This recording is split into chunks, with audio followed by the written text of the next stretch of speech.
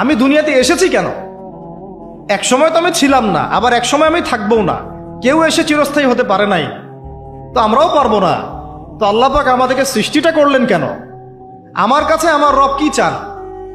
আমি যদি না থাকতাম তাহলে আমার পরিবার চলতো কিনা, আমার সমাজটা চলতো কিনা, আমার শিক্ষা ব্যবস্থাটা চলতো কিনা, আমার দেশটা চলতো কিনা, এই বিশ্বের ঘূর্ণন চলতো কিনা, আর্নিক গতি চলতো কিনা, থেমে যেত?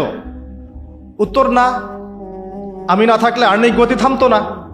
আমি না থাকলে কি আমার পরিবার থেমে থাকতো না, আমার সমাজ থেমে থাকতো না, এই মসজিদ থেমে থাকতো না, এই রাজনীতি থেমে থাকতো না, অর্থনীতি থেমে থাকতো না, দেশও থেমে থাকতো না, উম্মাও থেমে থাকতো না।